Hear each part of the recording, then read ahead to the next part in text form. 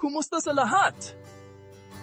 Ngayon, magbabahagi ako ng ilang tips para mapanatiling matatag at masaya ang inyong relasyon bilang mag-asawa.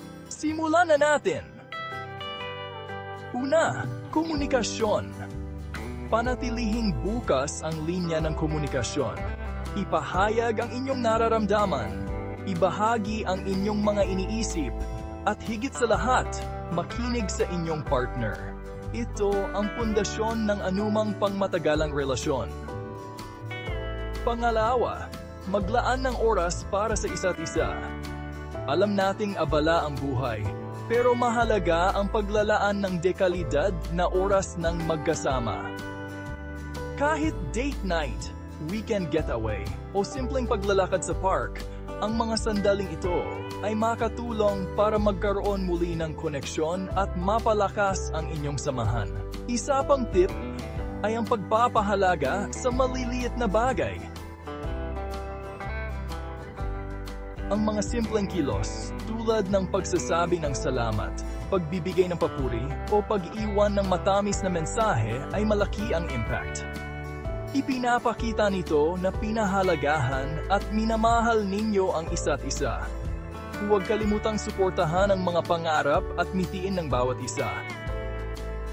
Maging pinakamalaking tagapagpapalakas ng loob ng isa't isa. Kapag sinusuportahan ninyo ang inyong partner, nabubuo ang pagkakaisa at sama-samang pag-unlad. Mahalaga rin ang pagpapatawad. Tandaan, walang perpektong tao. Ang pagkimkim ng sama ng loob ay makasisira sa inyong relasyon. Matutong magpatawad at mag-move on. At panghuli, magsaya ng magkasama. Magtawanan, maglaro, at mag-enjoy sa piling ng isa't isa. Masyadong maikli ang buhay para maging seryoso sa lahat ng oras. Ang pag-enjoy sa presensya ng isa't isa ay nagpapanatili ng sigla sa relasyon. Ayan, komunikasyon, dekalidad na oras, pagpapahalaga, suporta, pagpapatawad, at pagsasaya. Tandaan, ang pangmatagalang relasyon ay nangangailangan ng pagsisikap. Pero, sulit ito. Salamat sa panunod.